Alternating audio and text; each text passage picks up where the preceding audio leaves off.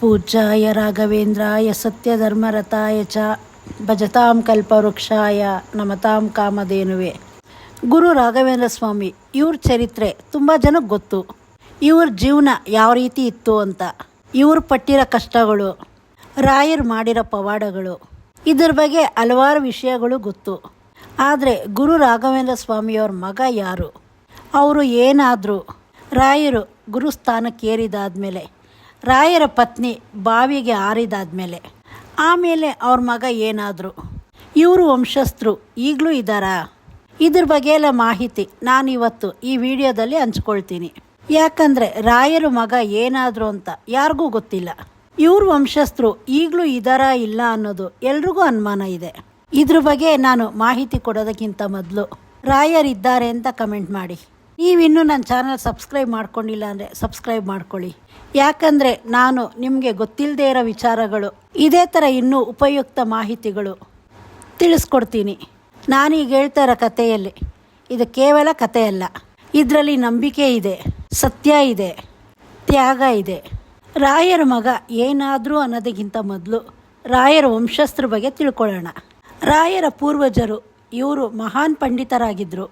ರಾಯರ ತಂದೆ ಹೆಸರು ತಿಮ್ಮಣ್ಣ ಭಟ್ರು, ಅವರ ತಾಯಿ ಹೆಸರು ಗೋಪಮ್ಮ. ಇವ್ರಿಗೆ ಮಗನಾಗಿ ಹುಟ್ಟಿದ್ದೇ ಗುರುರಾಯರು. ಇವ್ರ ಹೆಸರು ಮೊದಲು ವೆಂಕಟನಾಥ ಅಂತಿತ್ತು. ವೆಂಕಟನಾಥ ಇವ್ರ ಮದುವೆ ಸರಸ್ವತಿಯವ್ರ ಜೊತೇಲಿ ನಡೆಯುತ್ತೆ.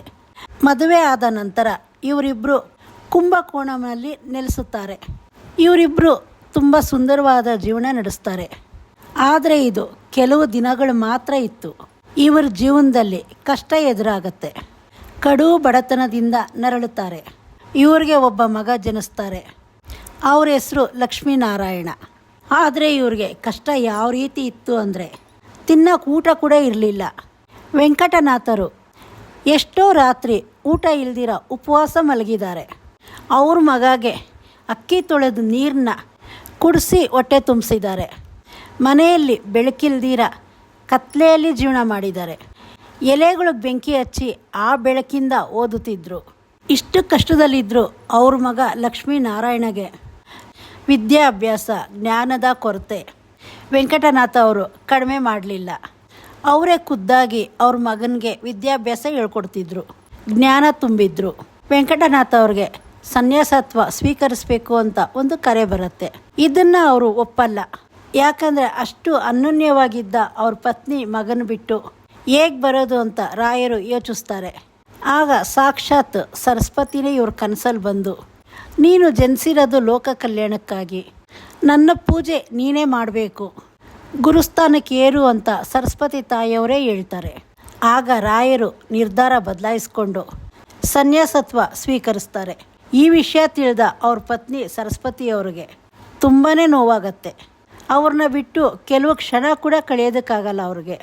ಅವ್ರ ಮಗ ಲಕ್ಷ್ಮೀನಾರಾಯಣ ಏನಾಗ್ತಿದೆ ಅಂತ ತಿಳ್ಕೊಳೋ ಜ್ಞಾನ ಕೂಡ ಇರಲಿಲ್ಲ. ತಂದೆ ಎಲ್ಲೋದ್ರು ಏನಾದರೂ ಅಂತ ಕೇಳ್ತಿದ್ರು. ಇದರಿಂದ ತುಂಬ ನೋವಾಗ್ತಿದ್ದ ಸರಸ್ವತಿಯವರು ಬಾವಿಗೆ ಬಿದ್ದು ಪ್ರಾಣ ಕಳ್ಕೊತಾರೆ. ಅವ್ರ ಮಗ ಪರಿಸ್ಥಿತಿ ಈ ಸಮಯದಲ್ಲಿ ಯಾವ ರೀತಿ ಇರುತ್ತೆ ಅಂತ ಊಹೆ ಮಾಡ್ಕೊಳ್ಳಿ. ಯಾಕಂದರೆ ಒಂದು ಕಡೆ ಅವ್ರ ತಂದೆ ವೆಂಕಟನಾಥ ಅವರು ಗುರುಸ್ಥಾನಕ್ಕೇರಿ ರಾಯರಾಗಿ ಬದಲಾಗಿರ್ತಾರೆ. ಇನ್ನೊಂದು ಕಡೆ ಇವರ ತಾಯಿ ಬಾವಿಗಾರಿ ಪ್ರಾಣ ಕಳ್ಕೊಂಡಿರ್ತಾರೆ. ಈ ಕಡೆ ತಂದೆ, ಈ ಕಡೆ ತಾಯಿನೂ ಇಲ್ದಿರ ಲಕ್ಷ್ಮೀನಾರಾಯಣ ಅವರು ಇವರನ್ನು ರಾಯರ ಸಹೋದರ ಮತ್ತು ಅವರ ಸೋದರ ಮಾವ ಇವರನ್ನು ಸಾಕ್ತಾರೆ. ಒಂದು ಕಡೆ ಗುರುರಾಯರು ದೇಶ ಎಲ್ಲ ಸಂಚರಿಸಿ ಹಲವಾರು ಪವಾಡಗಳು ಮಾಡ್ತಿದ್ರು. ಈ ಕಡೆ ಅವ್ರ ಮಗ ಲಕ್ಷ್ಮೀನಾರಾಯಣ ಗುರುಕುಲದಲ್ಲಿ ಜ್ಞಾನ ಕಲಿತಾ ಇದ್ದರು. ಇವರು ಅವ್ರ ತಂದೆಯಂತೆ ವಿದ್ವಾಂಸ ಪಡಿಬೇಕು ಅಂತ ಕಠಿಣ ಶ್ರಮಪಟ್ಟು ವಿದ್ಯಾಭ್ಯಾಸ ಮಾಡ್ತಿದ್ರು. ಸಂಸ್ಕೃತದ ವ್ಯಾಕರಣ, ತರ್ಕ, ವೇದಗಳಲ್ಲಿ ಅಪ್ರತಿಮ ಪಾಂಡಿತ್ಯಗಳನ್ನ ಗಳಿಸಿದ್ರು. ತುಂಬಾ ಬುದ್ಧಿವಂತರಾಗಿದ್ದರು. ಅಲ್ಪ ಕಾಲದಲ್ಲೇ ದಕ್ಷಿಣ ಕನ್ನಡದ ಶ್ರೇಷ್ಠ ಪಂಡಿತರ ಸಾಲಿನಲ್ಲಿ ಒಬ್ಬರಾಗಿದ್ದರು. ಇವರು ಮಾಡಿರೋ ಸಾಧನೆಗಳಲ್ಲಿ ಒಂದು ರಾಘವೇಂದ್ರ ವಿಜಯ ಮಹಾಕಾವ್ಯದ ರಚನೆ ಮಾಡಿದ್ರು. ರಾಯರ ಜೀವನ ಚರಿತ್ರೆ ಸಾರುವ ಅತ್ಯಂತ ಪುರಾಣ ಗ್ರಂಥ ಇದಾಗಿದೆ. ಲಕ್ಷ್ಮೀನಾರಾಯಣರು ತನ್ನ ತಂದೆ ಗುರುರಾಯರನ್ನ ತಂದೆಯಾಗಿ ನೋಡದೆ ಮಹಾನ್ ಗುರುಗಳಾಗಿ ನೋಡಿದರು. ರಾಯರು ಮಾಡ್ತಿದ್ದ ಪವಾಡಗಳು, ಅವರು ಮಾಡ್ತಾ ಇದ್ದಿದ್ದ ಸಂಚಾರ, ಇದೆಲ್ಲನೂ ಕಣ್ಣಾರೆ ನೋಡ್ತಿದ್ದ ಲಕ್ಷ್ಮೀನಾರಾಯಣರು ಇದನ್ನು ಶ್ಲೋಕಗಳಾಗಿ ಬರೆದು ರಚಿಸ್ತಿದ್ರು. ವಿದ್ಯಾಭ್ಯಾಸ ಮುಗಿದ ನಂತರ ಲಕ್ಷ್ಮೀನಾರಾಯಣರು ಮದುವೆ ಆಗ್ತಾರೆ. ಇವರಿಬ್ಬರಿಗೆ ಪುರುಷೋತ್ತಮಾಚಾರ್ಯ ಅಂತ ಒಂದು ಮಗ ಹುಟ್ಟತ್ತೆ. ಲಕ್ಷ್ಮೀನಾರಾಯಣರು ತುಂಬ ಸರಳವಾದ ಜೀವನ ನಡೆಸ್ತಾರೆ. ತಮ್ಮ ತಂದೆ ಜಗದ್ಗುರು ಆಗಿದ್ರೇನು ಇವ್ರಿಗೆ ಯಾವುದೇ ಅಹಂ ಇಲ್ದಿರ ಭಕ್ತರಿಗೆ ಜ್ಞಾನ ದಾನ ಮಾಡ್ತಾ ಬದುಕ್ತಾರೆ. ಗುರುರಾಯರು ಬೃಂದಾವನಕ್ಕೆ ಸೇರಿದಾದ್ಮೇಲೆ ಈ ವಿಷಯ ತಿಳಿದ ಲಕ್ಷ್ಮೀನಾರಾಯಣ ತುಂಬ ದುಃಖ ಪಡ್ತಾರೆ. ಆ ಸಮಯದಲ್ಲಿ ಲಕ್ಷ್ಮೀನಾರಾಯಣರು ಮಂತ್ರಾಲಯದ ಆ ಸ್ಥಳಕ್ಕೆ ಬಂದು ಬೃಂದಾವನ ಹತ್ರ ಕೂತು ಕಣ್ಣೀರಾಗ್ತಾ ಕೇಳ್ಕೊಳ್ತಾರೆ, ನೀವೆಷ್ಟೋ ಪವಾಡಗಳು ಮಾಡಿದ್ದೀರ, ಎಲ್ರಿಗೂ ಪವಾಡ ತೋರಿಸ್ತೀರ, ಆದರೆ ತಮ್ಮ ಸ್ವಂತ ಮಗನಾದ ನನಗೆ ನಿಮ್ಮ ದರ್ಶನ ಭಾಗ್ಯ ಇಲ್ಲ ಅಂತ ಕಣ್ಣೀರಾಗ್ತಾರೆ. ಆ ಸಮಯದಲ್ಲಿ ಒಂದು ಪವಾಡ ನಡೆಯಿತು. ಸುತ್ತ ಭಕ್ತಾದಿಗಳು ಕೂತ್ಕೊಂಡಿದ್ರು. ಬೃಂದಾವನ ಮುಂದೆ ಅವ್ರ ಮಗ ಲಕ್ಷ್ಮೀನಾರಾಯಣ ಕೂತ್ಕೊಂಡಿದ್ರು. ಆಗ ರಾಯರ ಬೃಂದಾವನದಿಂದ ಮಂತ್ರಾಕ್ಷತೆ ಬಂದು ಲಕ್ಷ್ಮೀನಾರಾಯಣ ಅವ್ರ ಮೇಲೆ ಬೀಳತ್ತೆ.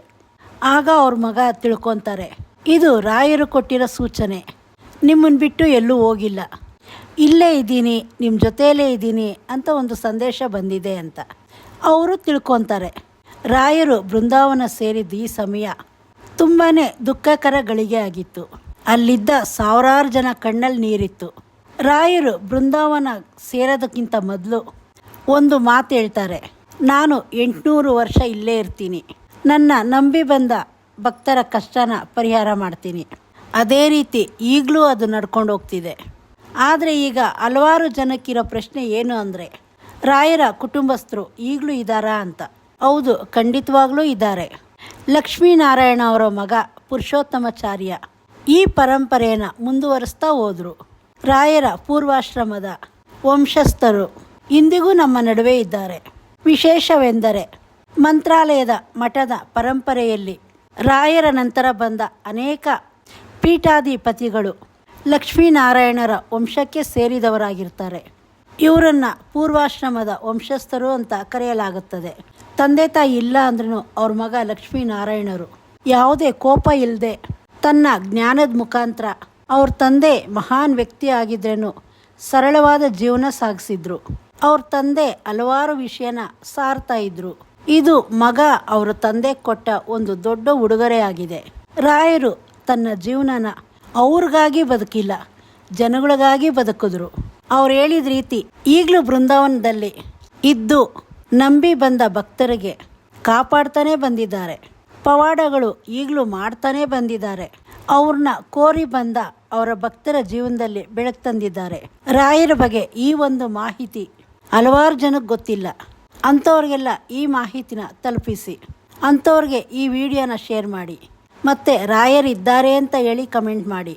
ಇದೇ ಥರ ಒಳ್ಳೊಳ್ಳೆ ಮಾಹಿತಿಗಳು ಕೊಡ್ತೀನಿ. ಚಾನಲ್ ಸಬ್ಸ್ಕ್ರೈಬ್ ಮಾಡ್ಕೊಳ್ಳಿ.